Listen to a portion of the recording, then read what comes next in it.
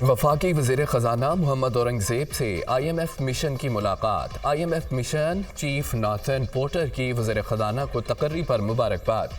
Mission के साथ मजमूई मुआशी इंडिकेटर्स, मालियाती इस्तेहकाम पर हुकूमती कोशिशों पर बातचीत की गई। इदारा जाती इस्लाहात, तवानाई के शोबे और हुकूमती इदारों की गवर्नेंस पर तबादला ख्याल किया गया। वज़ीर ख़ज़ाना का IMF मिशन की पाकिस्तान आमद पर खैर मकदम और IMF की मुसलसल हिमायत पर इज़हार तशक्कुर। वज़ीर ख़ज़ाना का इक़्तिसादी तरक्की और इस्तेहकाम के इस्लाहाती एजेंडे पर काम करने के अज़्म का इजहार। दूसरे जायज़े के दौरान नतीजा खेज़ मुलाकातों की उम्मीद जाहिर की।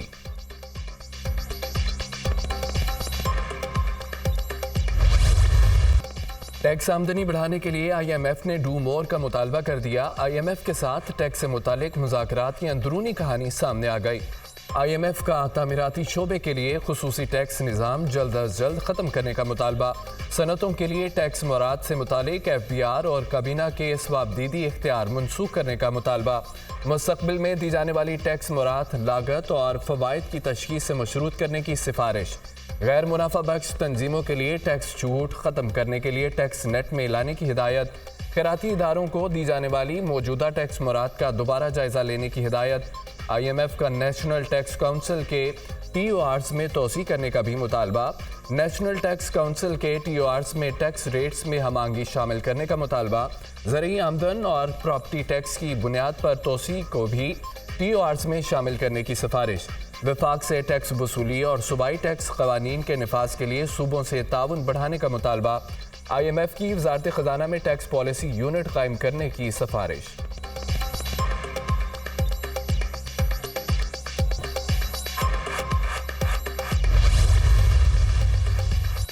वज़ीर आज़म शहबाज शरीफ की ज़ेर सदारत मुल्की मईशत की तरक्की के लिए 5 साला मुआशी रोड मैप पर जायज़ा इजलास। इजलास में मुल्की मईशत की तरक्की के लिए आइंदा 5 साल का मुआशी रोड मैप पेश किया गया।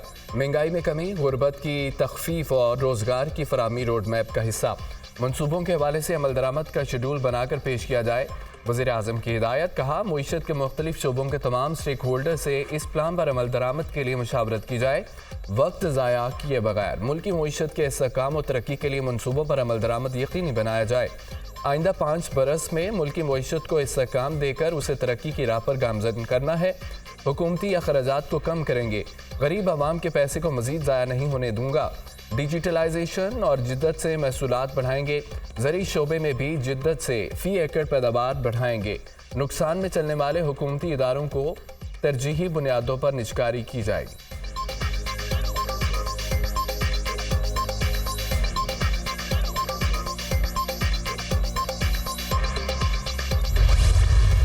इस वक्त सब्सिडी देना और बिलखसूस इंडस्ट्रीज़ को सब्सिडीज़ देना, आज मेरी मुलाकात हुई है, इब्तदाई मुलाकात हुई है IMF से, लेकिन अभी तफसीली बात तो टीम्स करेंगी, उसके बाद इस पर कुछ तबसरा करना मुनासिब होगा।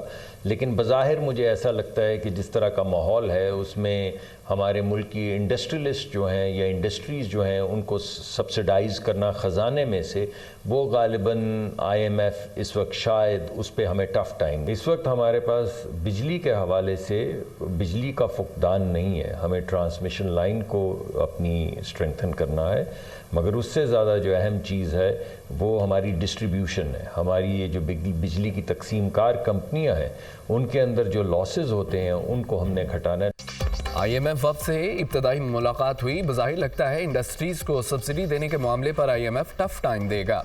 हमारी कोशिश है अवाम पर इजाफी बोझ न डाला जाए। बिजली चोरी से हर साल 1000 अरब का नुकसान होता है।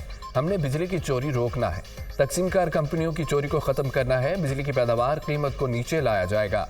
कुछ लोगों की चोरी का बोझ सारा पाकिस्तान उठाता है। वज़ीर आज़म की हिदायत है, प्राइवेटाइजेशन की तरफ जाना है।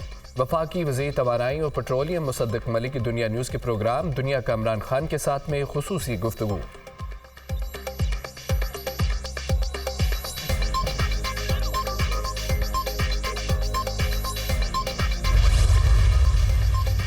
चीन ने कर्ज की वापसी के लिए कभी पाकिस्तान पर दबाव नहीं डाला। कर्ज की शरह पर काबू पाने के लिए चीन पाकिस्तान की हर मुमकिन मदद करेगा।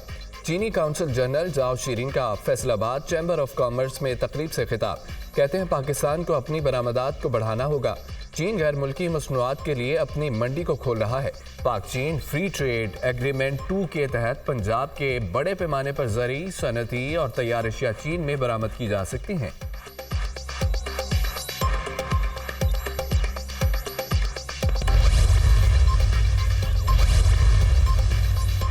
इलेक्शन कमीशन ने ज़िमनी इंतखाबात तक मुतलका अज़ला में ट्रांसफ़र पोस्टिंग पर पाबंदी आयद कर दी। ज़िमनी इंतखाबात तक कोई सरकारी ओहदेदार या मुंतखब नुमाइंदा तरक्याती मनसूबों का ऐलान नहीं करेगा। ट्रांसफ़र पोस्टिंग और तरक्याती स्कीमों के ऐलान पर पाबंदी 21 अप्रैल तक होगी। इलेक्शन कमीशन ने नोटिफिकेशन जारी कर दिया।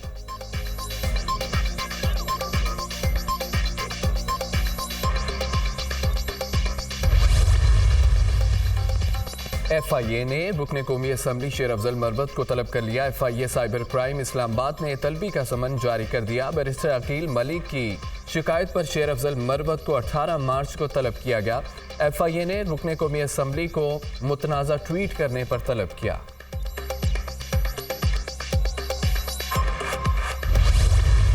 Reserve seat related Peshawar high court का डिसीजन आ चुका है, उस पर भी खान साहब से मशावरत हुई है और इसको इंशाअल्लाह ताला हम बहुत जल्द सुप्रीम कोर्ट में चैलेंज करेंगे। हमारी सुप्रीम कोर्ट से दरख्वास्त होगी कि इस पे जल्द लार्जर बेंच बना के इसे जल्द से जल्द फैसला किया जाए। कायीन के आर्टिकल 51 के मुताबिक किसी भी पॉलिटिकल पार्टी को उसकी जीती हुई सीट से ज़्यादा रिजर्व सीटें नहीं मिल सकती। यह जो पॉलिटिकल पार्टी को सीटें मिली हैं हमारी 78 सीटें, ये उनकी जीते हुई सीट से ज़्यादा है। पेशावर हाईकोर्ट ने सुन्नी इत्तेहाद कौंसिल की मखसूस नशिस्तों के लिए दरख्वास्तें खारिज कर दी। तहरीक इंसाफ का फैसला चैलेंज करने का ऐलान। सुप्रीम कोर्ट से दरख्वास्त होगी मखसूस नशिस्तों पर लार्जर बेंच बनाया जाए। मखसूस नशिस्तों के बगैर पार्लियामान मुकम्मल नहीं हो सकती। तहरीक इंसाफ के जीते हुए उम्मीदवारों को दोबारा गिनती के जरिए हराने की कोशिश की जा रही है। Chairman PTI barrister Gauhar Ali Khan की मीडिया से गुफ्तगू। उमर अयूब बोले कि मखसूस नशिस्तों के मामले पर हर फोरम पर जाएंगे। मखसूस नशिस्तें हमारा हक है, हमें मिलनी चाहिए। 20 हलकों में दोबारा गिनती करवा के हमें हराने का प्लान है। IMF के साथ मुआहदे से महंगाई का तूफान आएगा। शेर अफजल मरवत ने कहा कि बानी PTI ने IG खैबर पख्तूनख्वा को तब्दील करने का कहा। खैबर पख्तूनख्वा में DPOs ने कारकुनों की रिहाई के लिए पैसे लिए। जिन पुलिस अफसरान ने कानून तोड़ा उनके खिलाफ कार्रवाई होगी। जिन्होंने जुल्म व जबर किया उनका एहतसाब ज़रूर होगा। किसी ऑफिसर के खिलाफ कोई इंतकामी कार्रवाई नहीं होगी। जहां मुकदमात वापस लेना होंगे वापस लेंगे।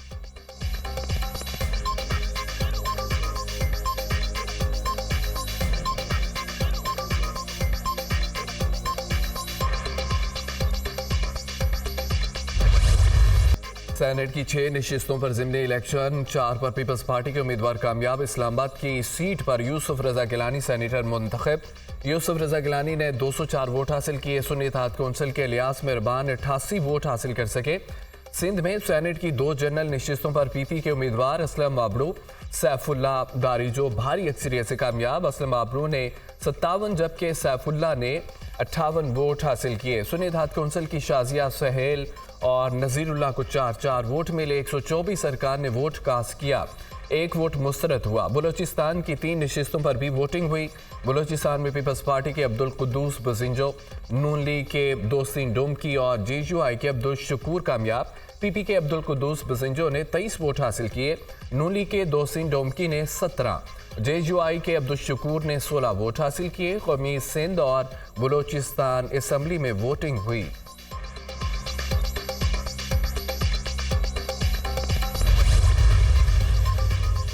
बानी PTI से जेल मुलाकातों पर पाबंदी के ऑर्डर के खिलाफ दरख्वास्त पर समाअत। सुपरिटेंडेंट अडयाला जेल से मैकेनिज्म तय कर लिया। आज 4 लोग मुलाकात करेंगे। मंगल को दोबारा मुलाकात के लिए जाएंगे। वकील शेर अफजल मरवत। अदालत वकला को बानी PTI से मुलाकात में सिर्फ केसेस पर बात करने की इजाज़त दे। एडवोकेट जनरल इस्लामाबाद की सदा। 20 वकील आ जाते हैं और कहते हैं अंदर जाना है।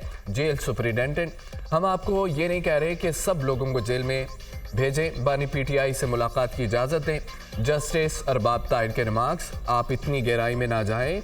आज 4 वकला की बानी PTI से मुलाकात कराएं। अदालत की जेल सुपरिटेंडेंट को हिदायत।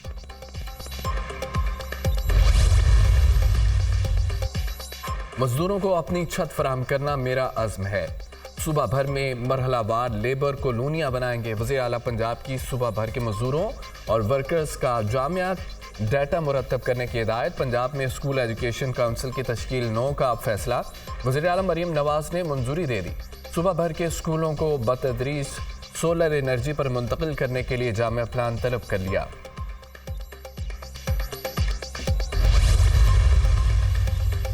गुजरांवाला में कौमी असम्बली के हल्का NA 81 के वोटों की दोबारा गिनती। मुस्लिम नून के अजहर क़य्यूम नाहरा कामयाब करार। रिकाउंटिंग में अजहर क़य्यूम नाहरा 3197 वोट हासिल करके कामयाब रहे। अजहर क़य्यूम नाहरा ने 1,10,057 वोट हासिल किए। PTI के हिमायती याफ्ता आज़ाद उम्मीदवार बिलाल एजाज 1,06,860 वोट लेकर दूसरे नंबर पर रहे। नताइज को नून लीग के उम्मीदवार अजहर क़य्यूम नाहरा ने चैलेंज किया था। इलेक्शन कमीशन ने 75 पोलिंग स्टेशंस पर दोबारा गिनती का हुक्म दिया था।